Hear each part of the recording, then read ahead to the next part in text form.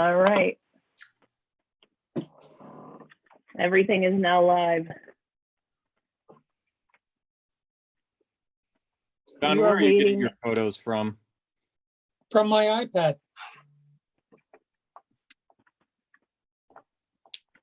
Very nice. It's my tribute to the fire department. Where's the fire truck from? That's at an auto, sort of a street show of antique cars and trucks in Saco, Maine. Nice. Not live.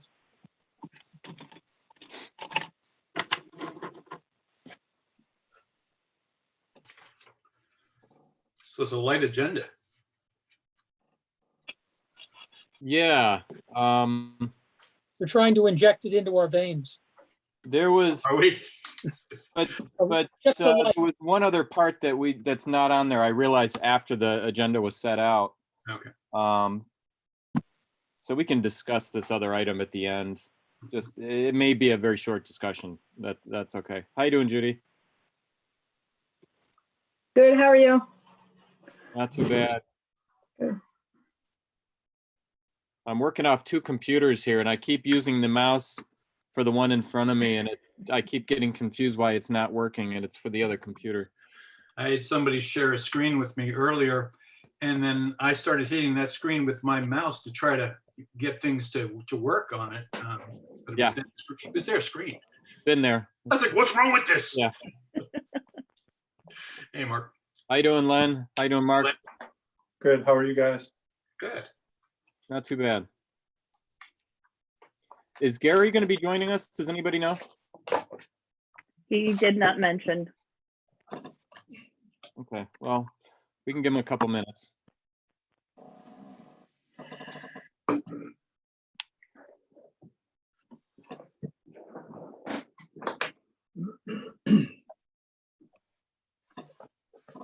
I'm glad we didn't get much snow last night. Some friends of mine looked like they got hit with quite a bit Yeah. outside the city. Yeah. Last I looked, it was the end of April. It's crazy. Yeah, No, Mother Nature didn't get that memo. No, clearly not. spring in New York. What else can we say? Yeah. Upstate New York.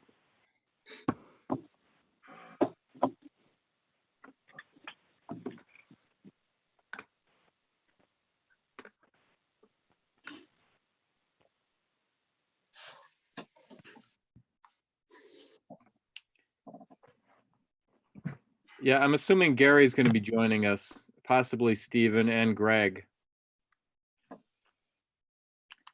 I would expect at least Stephen and Greg. They both have items to discuss on the agenda. Right. And I'd be very surprised if the mayor doesn't. John, did you already talk about the old fire truck behind you? You missed it, Len. yeah, it was just about a 10-minute presentation. It was riveting too. It was. And thank goodness this was recorded. I can't point out the rivets.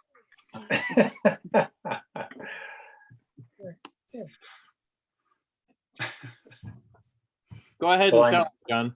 I'm jealous, John. I'm jealous, John, Of what? of the truck that you have an old fire engine behind you. Well, I'm just working on it now. But, I think it'll be ready soon. Don't Oh, listen good. to him. Out of the garage for a background. That's what I'd say. We'll take it in the next Memorial Day parade. How's Mhm. Good luck. 2021. Come up to Maine with me and we'll pick it up. that?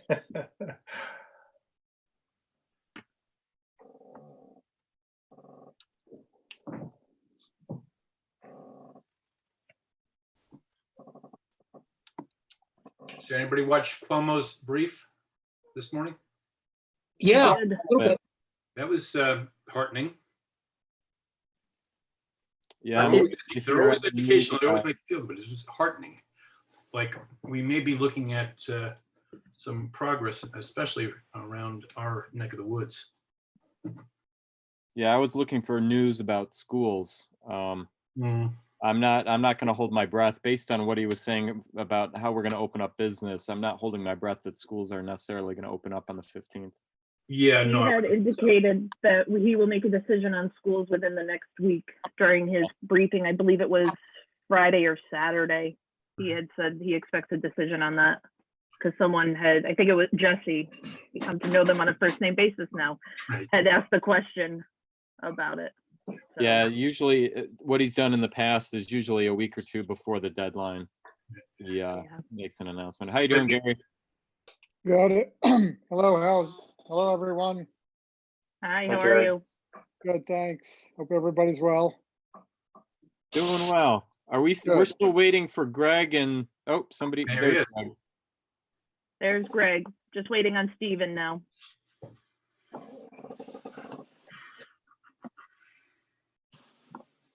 Well, we can go ahead and get started. And if we need to, we can move Stephen piece to the end. So do we want to do a roll call here? Do we need to do a roll call? I think we need to do. You've got Nancy's on the call if you need a clerk, so I'm going Okay. to, I'll do the roll quick here. Councilman Mark Drenick, Here. Councilman member Leonard Carson, Here. Councilman Mark Davies, Here. and Councilmember Dave Risberger. I'm here. And just to be noted, we have also Greg Mattice and Judy Pangman and Carrie Harrington here as well, and Gary Herzig. First things first, it's not on the agenda, but everybody got the minutes from the previous two meetings. Were there any questions at all? Any concerns?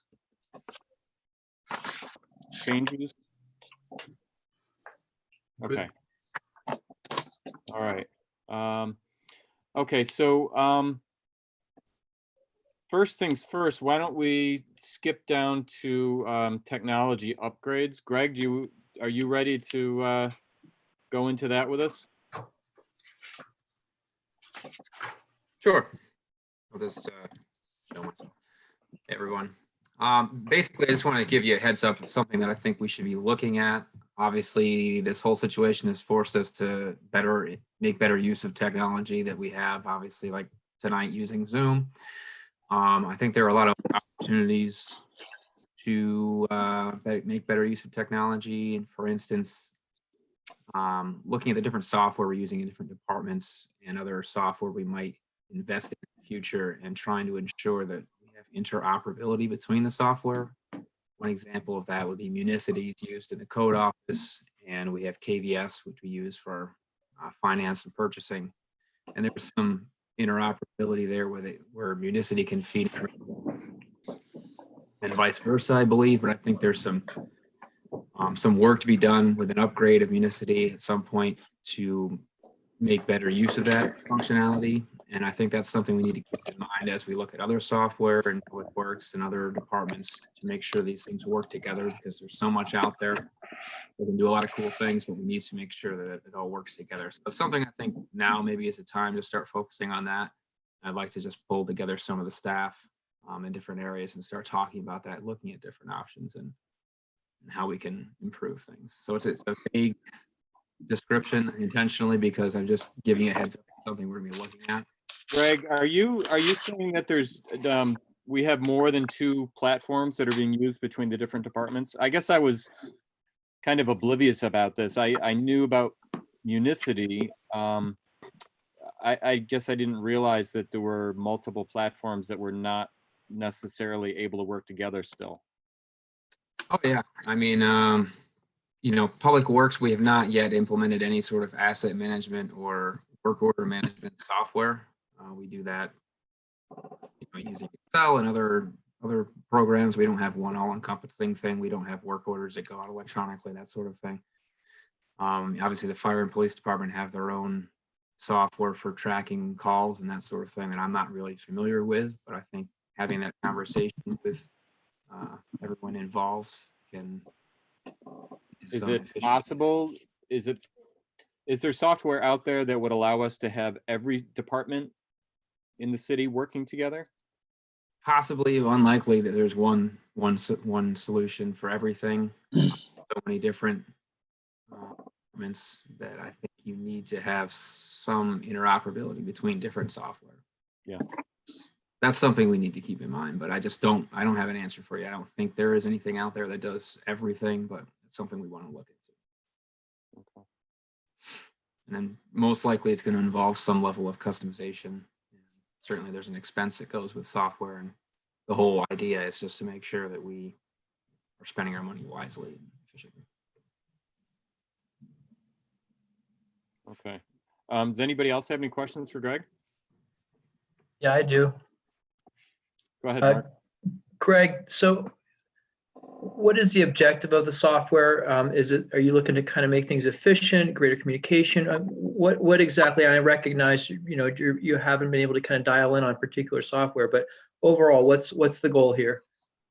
One of my goals, and I've been thinking more so in a public works perspective, but I think this applies in all departments, is just being able to better track what we're doing and have our records in one, using GIS, any of these software that we're using is probably going to have a GIS facing side of it where we can track things geographically, not just, for instance, in the engineering department in history, there's filing cabinets A through Z, you have streets A through Z, and it's difficult and cumbersome to find anything. You have to go through and dig through. I mean, scanning is one thing, but then you still have to search somehow. I think the organization of the information, because the city is a geographic area, should be done in GIS, so you can get a visual representation of the data. And for instance, in GIS, you go to a street and you can turn on different layers. You can view what trees are there. You can view where the water mains are and that sort of thing. And we need to connect that GIS, which is on the server, to the people in the field doing the work. So right now we have some crews that have iPads and they're able to access some information. We need to get to the next step, which is where they're updating asset data. So if they replace a water valve, that gets updated automatically, and that information is saved for years to come in the GIS without having to have someone else come back out and record that and take a survey measure. It's more efficient. Yeah, it sounds like this can also aid long-term planning as well. Yes. The way I'm saying, in terms of kind of having that database and database management, looking forward, not only kind of dealing with the day-to-day, but also looking forward, that it helps us to be able to manage our assets better.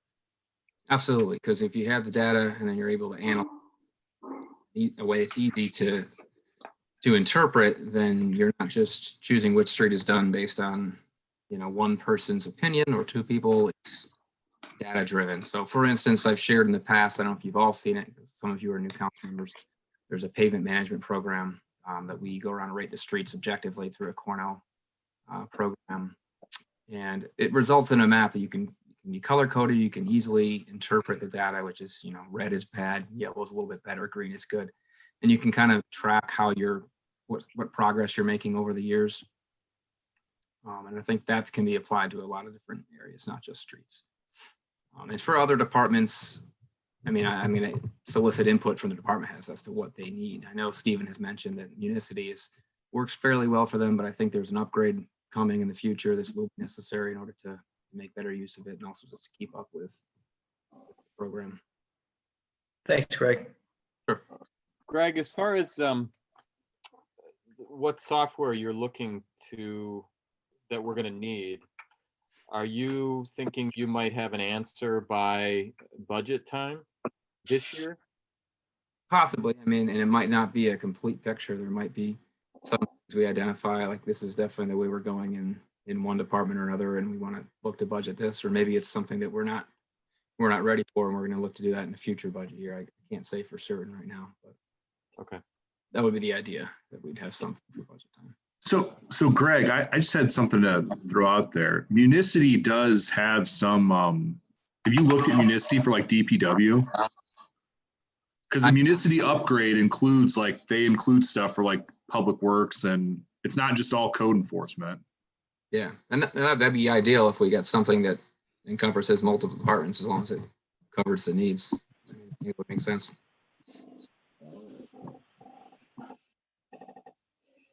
Okay. Anybody else have any questions for Greg? Okay. Well, Len Greg- might. I do. oh, go ahead, Len. So Greg, is this under the strategic plan? Am I looking at this correctly? I think it's page 10. Is that what you're referring to? Identify and purchase appropriate asset management software. Yeah, that would have something to do with it for sure. That's more, I think that was probably one of mine listed under public works, but Okay. And then did we identify and start putting any funds to the side for this? no, there's nothing budgeted in this year's the 2020 budget. For this. Okay. What's between you and Steve, what's a price range on something like this? I can't answer that right now. Steve might have a better idea what the upgrade would cost for Municity, specifically to code. But we need to do some evaluation to see what all the options are for other departments. Okay. Thank you. Anybody else?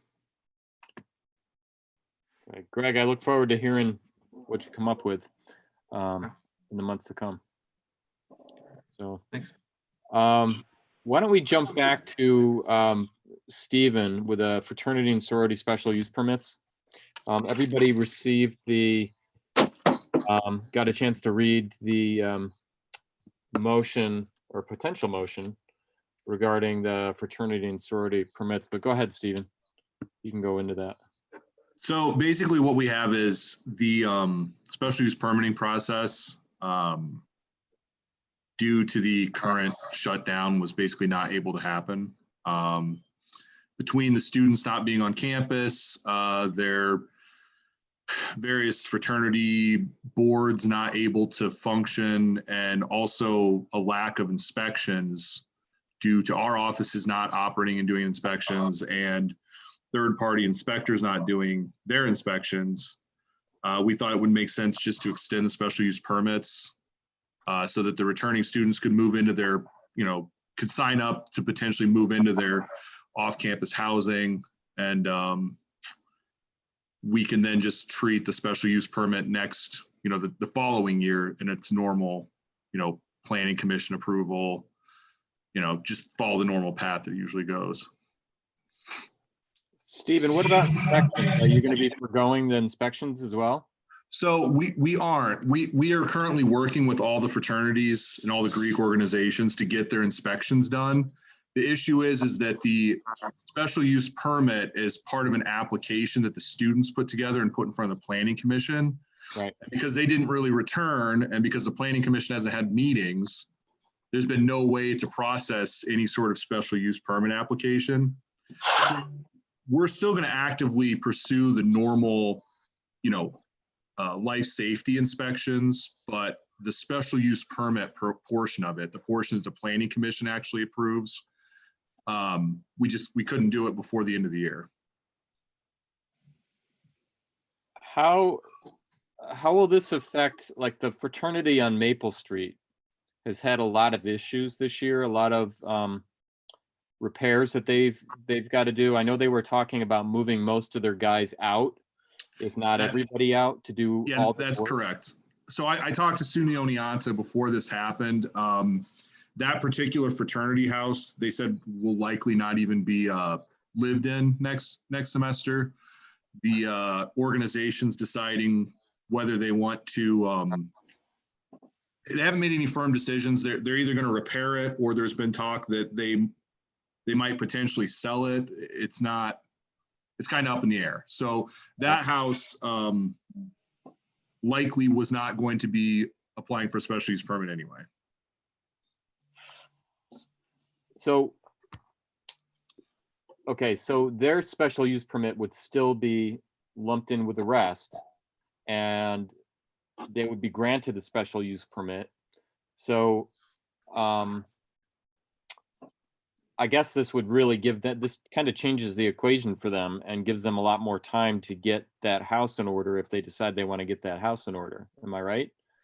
Yeah, so the purpose of this would basically be approving the special use permit so that the students could sign up for off-campus housing. It wouldn't in any way negate the requirement that the houses be inspected and that they be, you know, obviously safe to live in. Right. That's a separate function that my office performs. The only thing this would be extending is the special use permit date that the planning commission provides. Okay. We wouldn't be waiving any of like the sprinkler inspections or the housing. None of that would be changing. Right, but normally if they weren't able to get all this stuff done, that would impact whether they get a special use permit. Correct. So the fact that we're giving them the special use permit is kind of buying them a lot of time to be able to get all this stuff taken care of, regardless of whether they're going to live in the house in the fall. Yeah, I think what this acknowledges is that due to the current circumstances, no one can really, I mean, if we're not performing these inspections, if we're not holding meetings, if it's hard to expect these fraternity and sorority organizations to meet the deadline that we require, if we're not meeting the deadlines we require. Right. Okay. Now that's the fraternity I've worked with quite a bit over the last 8 years. So I think it would be, that's a house that would be difficult to put another non-student group into. So having a fraternity in that house, as long as they can follow the rules and all such and pass inspection, I think would be a good thing. So I think this will buy them some time at least. And keep in mind that all of the SUPs are still subject to being revoked, whether it's because they're found to be unsafe or hinder public health. There's no guarantee that you keep your SUP if you don't deserve it.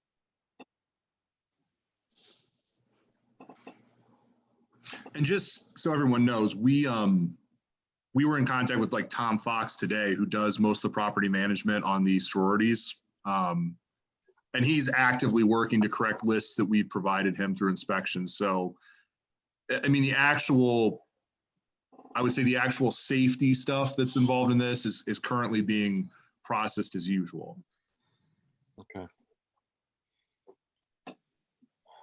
So you're basically looking for us to decide whether we're going to move this ahead to the Common Council for a decision on Correct. this? Okay. Does anybody else have any questions for Stephen?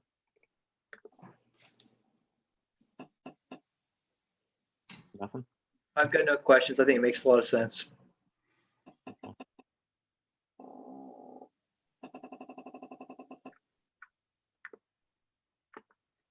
Anybody else? Sounds good. Okay. All right. If nobody has any objections, I say we move it forward to the council for discussion and vote. Okay. Moving on, let's go down to Common Council representation, the task force. Judy? Judy, you want me to start? Sure, thanks, All Mark. right, sure, no problem. So Judy and I are co-chairing the task force, which had been titled the Oneonta COVID-19 Business Assistance and Recovery Task Force, and we have shortened it to Survive and Thrive. Makes sense. It is self-explanatory as well. There's a lot of COVID-19 task forces, it seems. We've had 3 meetings to date of the larger task force, the 7th, the 16th, and the 23rd. And at this point, we're meeting every week at Thursdays, 2 p.m. The rationale for that is that the Otsego County version of of their task force, which we are represented in, meets at 11 o'clock. And we're able to then gain value for whatever it is that they have discussed and whatever new information they can bring. And so Barbara Ann reports out from the Otsego County Chamber of Commerce as the representative within that group. And so we benefit by that by being there at 2 p.m. Typically, the meetings as they have been going so far and as we see them going forward are much more about reporting and direction and identification of action items. So there are archives. There is a video archive and a notes, not necessarily minutes, but notes of those meetings. If you go to supportoneonta.com, down the bottom left-hand quadrant of the website, you'll find an area that's specific to the Survive and Thrive Task Force. There's also, by the way, mentioned in Common Council, there's a forum that I would invite all constituents, various ward, folks that are interested in having something to say, some input, that they can access that forum, and I think it's a great thing. But we have reports to start off from the Otsego County meeting. Then we have subcommittee reports, discussions and planning, and then we move to action items. So it's a move the ball down the field sort of a larger task force meeting. The task force is broken into subcommittees, as again, I'm repeating myself from the Common Council meeting, but we've broken this into two unique areas: the Survive area, which is essentially right where we are right now, and then the Thrive area, which is hopefully on the other side of our reopening. Survive, we have two committees. One is promotions and the other is finance. Finance actually has multiple tasks across all of this, and Judy will address that. The promotion subcommittee, I co-chair along with Katrina Van Zandt from Destination Oneonta. And currently, they are working with the Cooperstown and Otsego County folks to coordinate Love Your Locals. Hopefully some folks have seen some of that campaign out there, which for us will culminate, at least in a kickoff, this Saturday, May 2nd, for a Shop Local Saturday online scenario where this follows up Otsego counties and Cooperstown's from last week. They'll continue to do theirs every week. Again, our first one is this week. We're doing a few things, and again, this is coming out of this particular committee, a few things that are different and a little bit more ratcheted up. For one thing, there's a kind of a little checklist of things that you need to do, and having done those things, including one of those things being on the Support Oneonta site, will enter you into a drawing for a basket that is being filled with donations from the merchants. And so hopefully between that and the promotion around it, we'll wind up with some pretty good traffic for our retailers. Additional strategies are being presented. Everybody has ideas, and we've asked within the context of that committee that they all come at us with those ideas as an agenda item this Tuesday. I think we meet Tuesday, Wednesday. And that same group is also charged with the planning, kind of concurrent planning with the of the reopening celebrations and those events.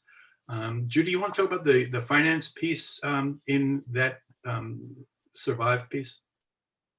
Sure. So the finance committee, I think we still have to decide if it's going to be one committee or two committees, or we might have to have a few different people working on different things within that committee. But the financial committee for the Survive part will be looking at finding money as quickly as possible for the events happening right now to help support, like maybe trying to find support for the promotions that we're doing now. Also, we'd be looking for money for the small business assistance, because at the federal level, that's not really helping our businesses very much. We don't know exactly how much they're getting yet, but it doesn't sound like a whole lot of them got money or are getting money from the way it looks. So we want to try to find a funding source for small business assistance, and then also find funding for the Survive promotions and events, whether that's online right now or whatever we come up with. So Good. That's the Survive.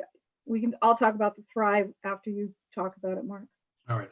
So so what I've done is for everybody's reading later on, I'm not going to take up time here with it. I've broken down the committee structures and their various objectives and so forth. And but in the meantime, what I can say is the Thrive piece of this, we hope, I think, Judy, you'd agree, if we can get these guys in gear in these next 10 days, that's a reasonable objective, right? And because we have the promotions piece working right now, we have the finance piece working right now, but we really want to make this a community effort, and we need to do as much smart outreach into the community as is possible to bring as many players to this that will help us to advance the ball down the field rather than find ourselves with too many men on the field, to kill an analogy.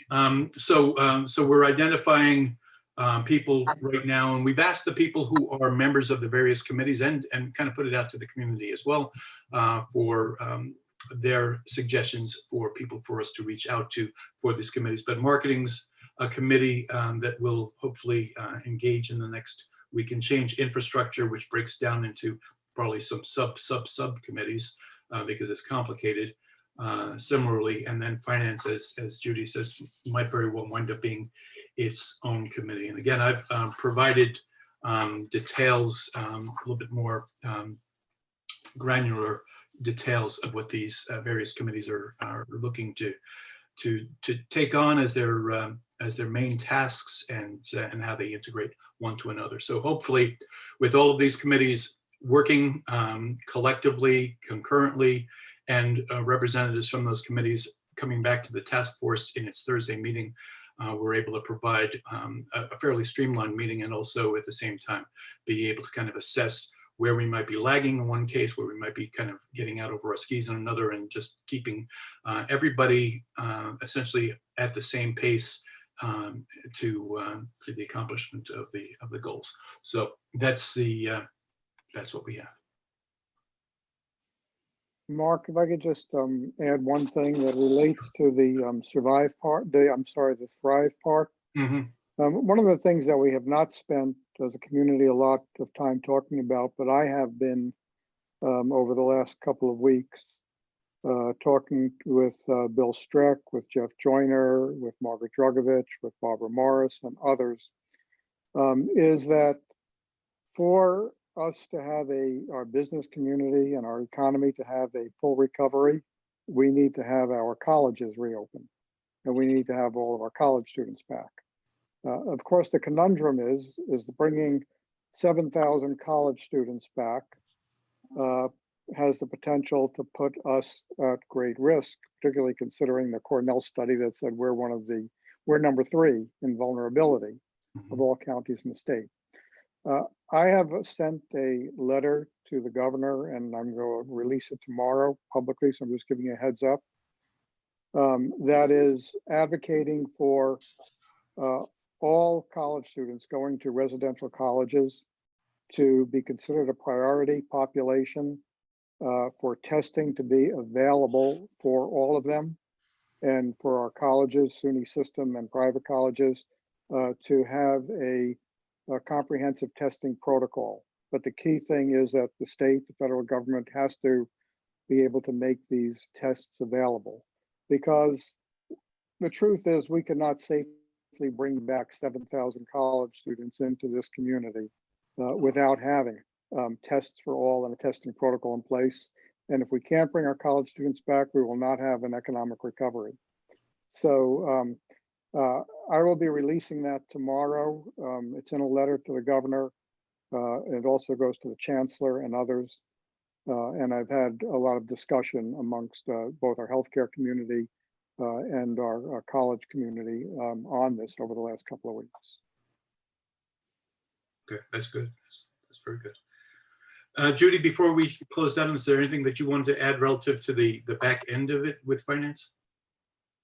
Yeah, so in terms of the Thrive part, we didn't really talk a whole lot about that, but the intent of the Thrive part is probably the main focus is to promote the city as a lower density site for people to live, to work remotely, promote it to residents and businesses outside of the region, to bring them, to try to get them to think about living and working here.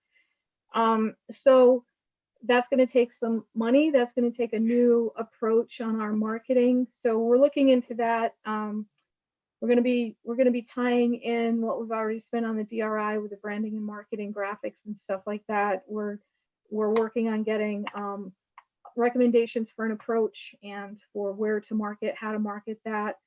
Getting some, we'll be working, this committee will be working on cost estimates for all of that. And we're also looking to see what sources are available now, and whether it's city sources or state sources or federal, and then looking to see, you know, keeping an eye out for what's coming down the pike. So it's going to be a lot, you know, a lot of stuff we don't know yet. So we'll just keep going, and when we learn more, we'll tie that in to some kind of program that works for us. Gary, I spoke with Colleen Brannon today, and what she told me is the school is in lots of discussion, like a lot of other places. They still haven't decided what's going to happen for the summer or even this fall, if they're going to open like they have in the past. And a lot of it obviously has to do with what the governor will be saying in coming days. Have you heard anything else outside of that? No, I know that the chancellor has been having conference calls with all of the college presidents. They talk about a lot of potential contingencies. Some of those, and nobody knows what they will be at this time. SUNY graduation, well, is still scheduled for, I think, August 29th. Yes. They recognize that that may or may not happen. And there are some of the contingencies are starting the fall semester later. Some are having 2 shorter semesters, a shorter fall and shorter spring semester. Some are having online courses. Clearly, when it comes to SUNY colleges, they are going to have to take their orders from SUNY Central. Private colleges like Hartwick can make their own decisions. But I've had a lot of conversations with President Dragovich. We are planning a call this week with the healthcare community and the Department of Health, County Department of Health, to talk about different options. Margaret has made it very clear that she will do nothing that is seen as jeopardizing the health of the local community. Okay. All right. Does anybody else have any questions for Mark or Judy or Gary?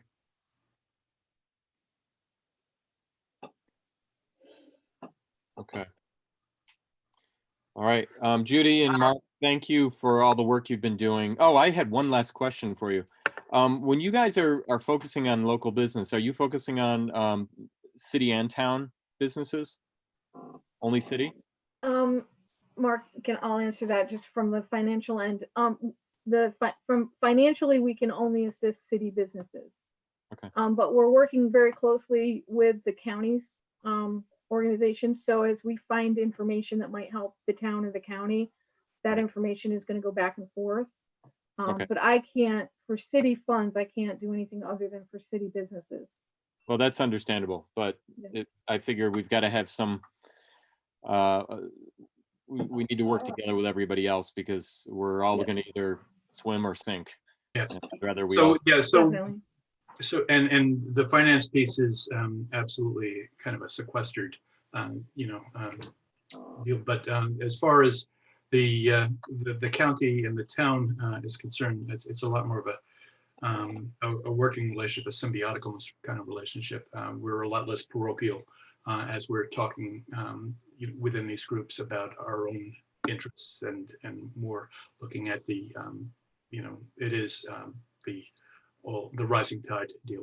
We can't be taking care of ourselves and other folks are struggling. Right? It all has to be something that rises at the same time. And I think everybody's aware of that.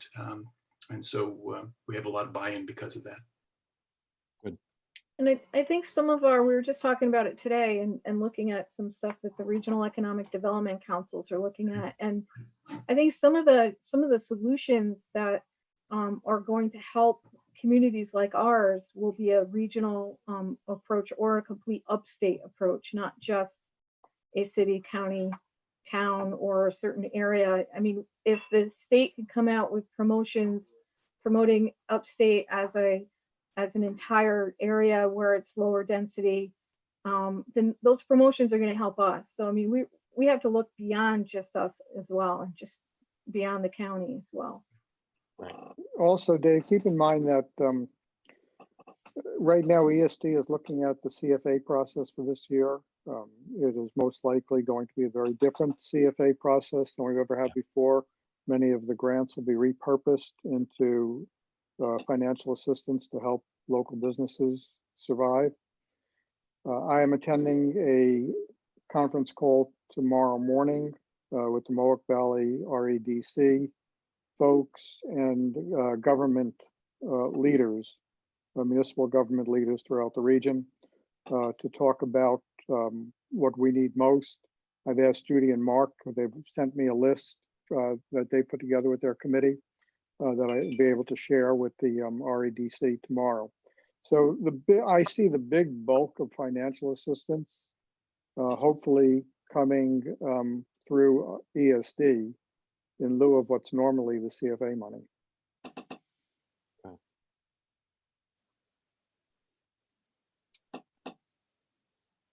Anything else on that topic? Anybody? Okay. I put the city website on here because looking back at our last planning committee meeting on February 24th, we started talking about that because we realized there were issues with the city website. And I know we've had some changes. I got on there yesterday and took a look, and I think that Carrie's done a great job with making some changes there. But some of the original problems that I had brought to Gary are still there, where you've got to jump through different hoops to find certain agendas, and they're not, it's just not set up like a municipal website would be. So I just wanted to bring that back in the forefront to see what we want to do with this. If we want to address this, start to address this now. Did we make any progress? The notes I had were that the county website may be providing websites for every town and city in Otsego County. We'll have to wait till the second quarter. And I don't know, Len, were you collecting information on that?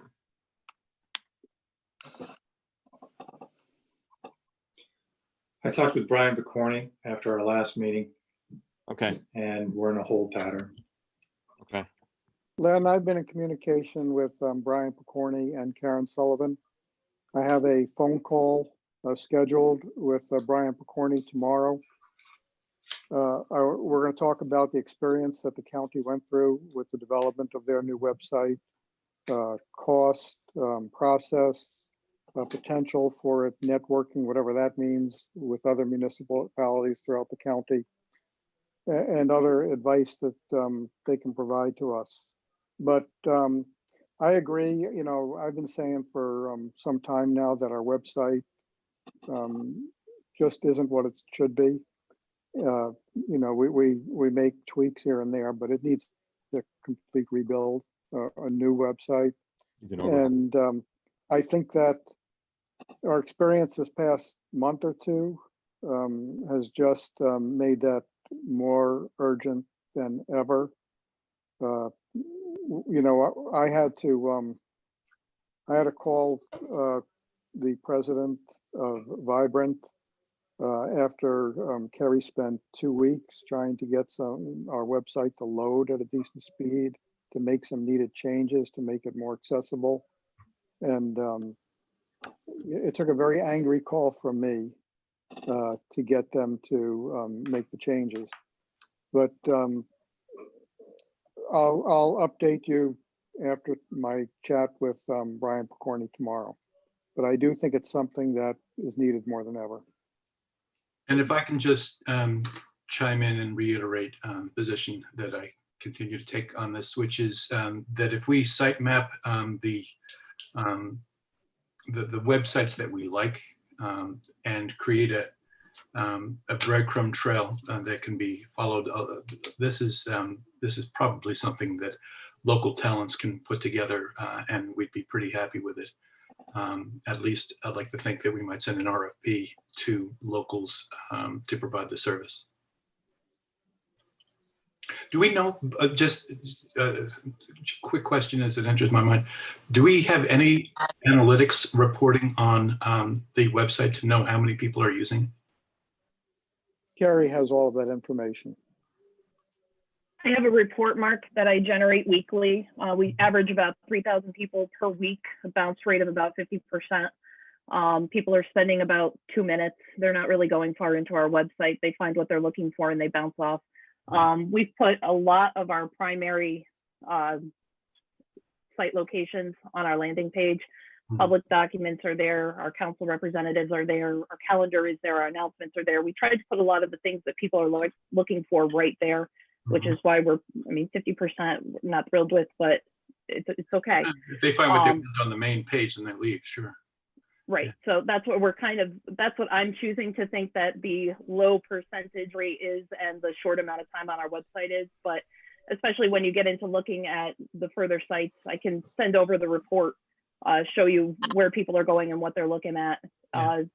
They're redirecting to, we keep our public documents off site, save server space. They're going there, they're finding what they're looking for. They're spending about average 1.5 to 2 minutes to find it. So we have a pretty good search engine in place. We're using Google. We're also using the built-in. So it needs an update. Like Mayor said, we've been talking about this for quite some time. We've been trying to make this happen. And as others have indicated, this recent 2 months have made it more clear than ever. Yeah, I mean, you're looking at about 400 views per day with a city. We're not a huge city, but we're a city that should be generating more traffic than that. Especially as the content up there is all valuable. It's all resource information.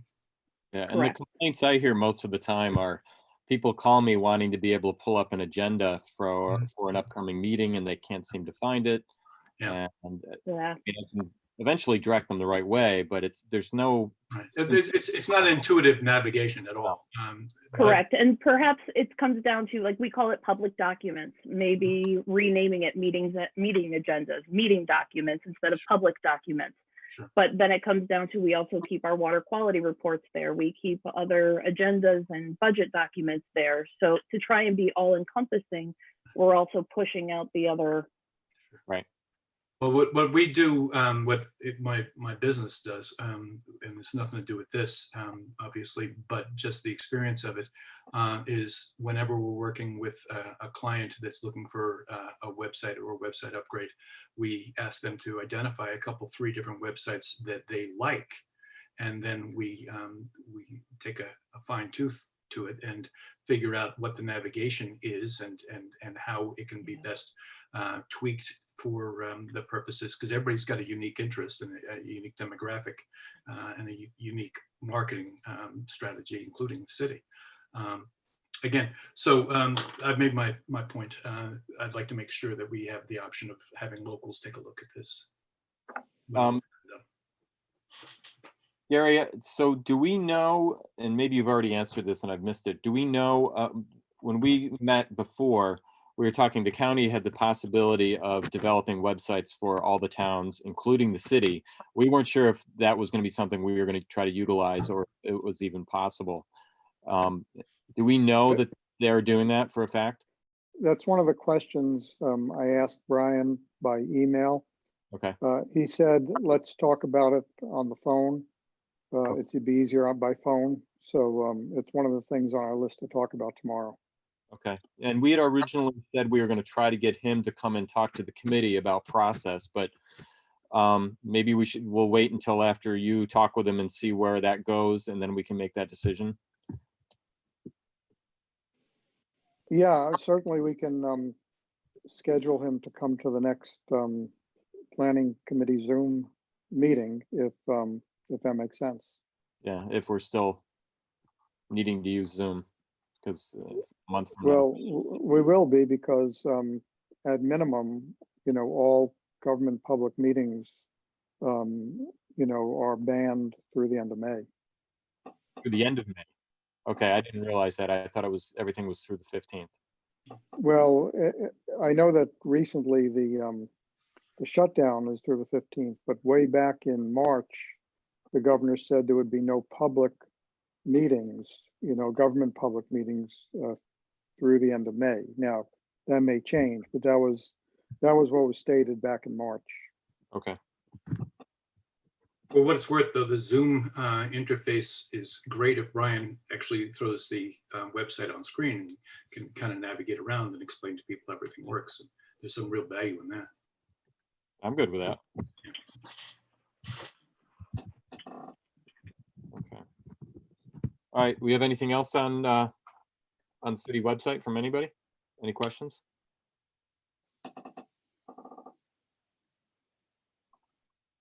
John, you're kind of quiet, even though you're not on this committee. Do you have any questions at all? No, I don't. I'm just witnessing. It's very helpful. Okay. All right. Last one that I didn't put on was the strategic plan. We talked about this back in February too. That was tabled. It was resent to staff. Gary, do you have anything to report on that right now? Katie can probably, I see she's on, and I know that it was brought back to the staff. The staff were asked to review it and provide input on anything, because they had never seen the final copy before it went out to the council, so they were given an opportunity to review it, Right. provide the input. All of that, that took place just around the time that it hit the fan. So I don't know where that's at. Are you on here, Katie? Oh, there you are. Oh, there she is. Here, hi. So I would just to kind of echo what the mayor's saying. Yes, it was the week prior to the city being closed due to COVID that the department heads had a chance to review and take a look at the strategic plan. Greg and I had asked people to, while they have perhaps a little bit of extra time while they're working from home, to spend some time reviewing the initiatives, working on, some of the lower hanging fruit, taking care of what they can. So we know that it's being worked on. I haven't asked for a follow-up meeting or a check-in on the status, just because we've had a few other priorities, but that's certainly something that we could do and report back to you at your next meeting. Okay, sounds good. Any questions at all for Katie on that? Anything else anybody else wants to bring up? All right. Thank you, everybody. Good to see you. Thanks, everybody.